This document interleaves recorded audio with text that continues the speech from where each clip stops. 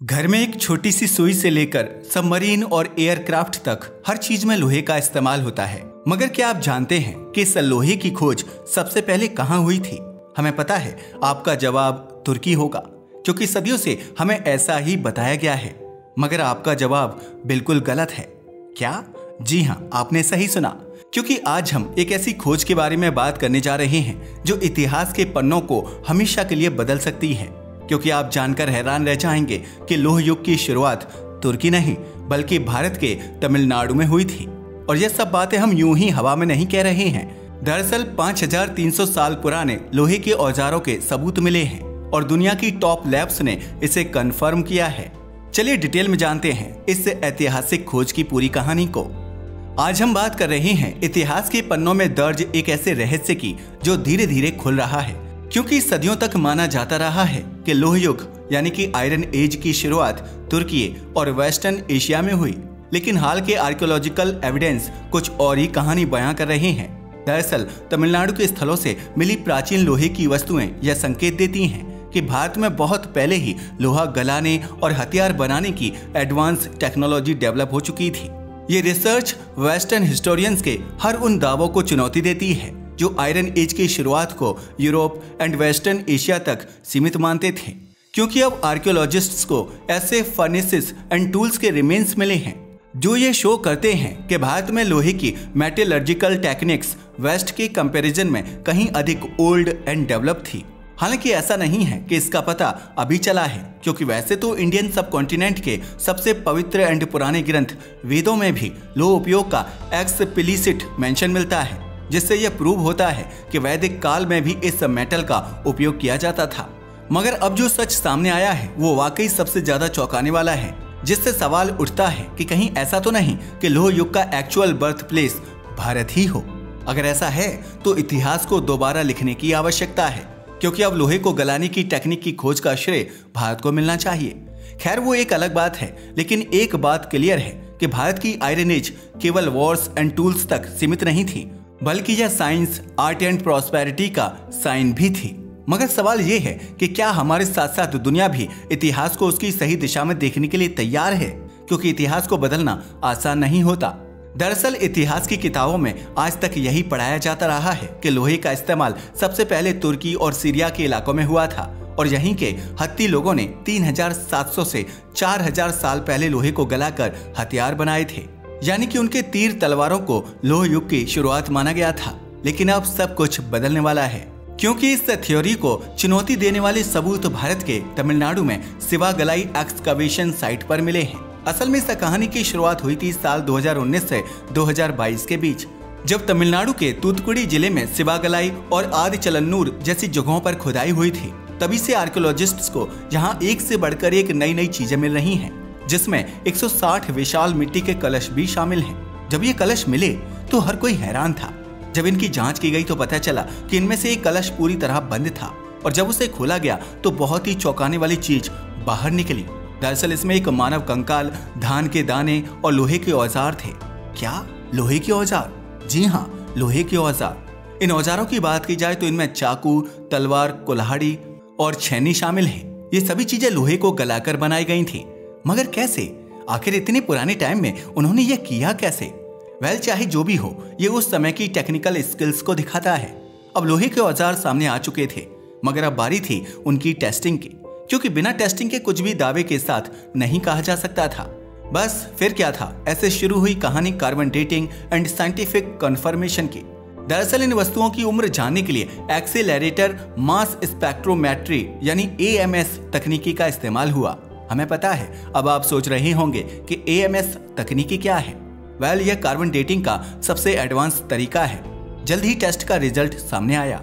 Test के नतीजे चौंकाने वाले थे, क्योंकि ये औजार 2953 BCE से 3345 BCE के बीच के हैं, यानी आज से लगभग 5300 साल पहले के।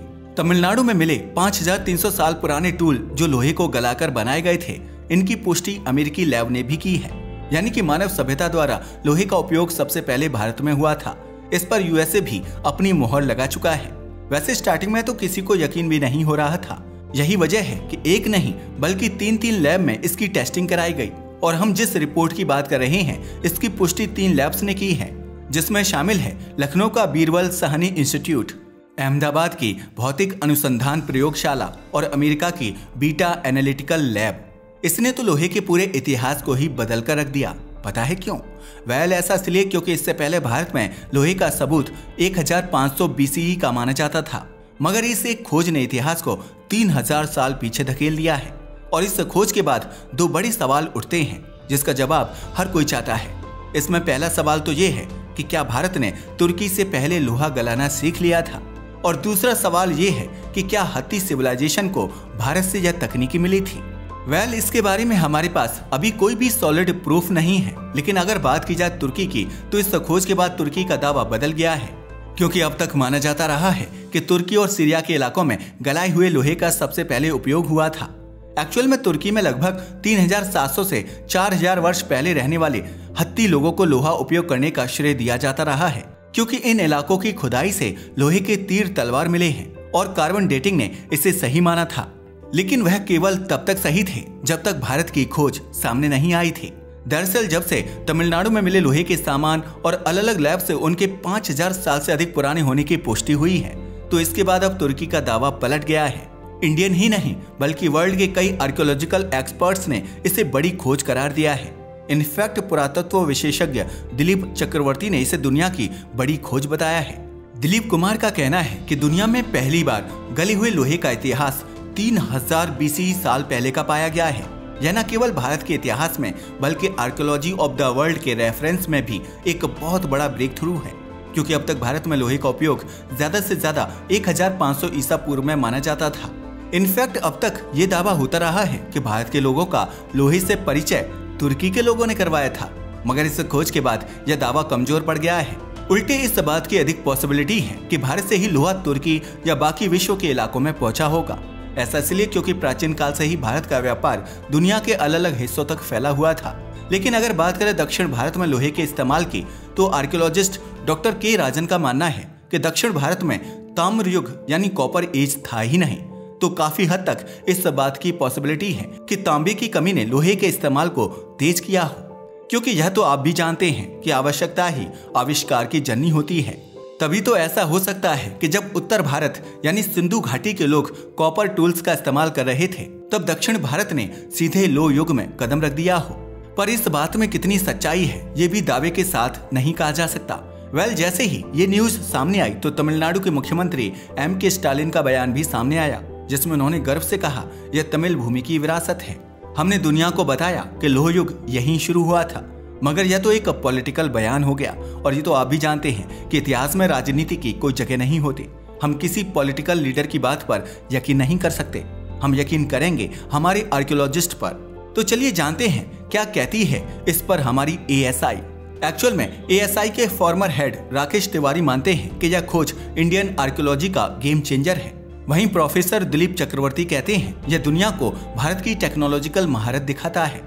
तो इससे साबित होता है कि भारत का केवल इतिहास ही नहीं बल्कि इसकी टेक्नोलॉजी भी कमाल की थी। लेकिन अब एक सवाल ये भी है कि आखिर लोह युग की टेक्नोलॉजी कितनी एडवांस्ड थी।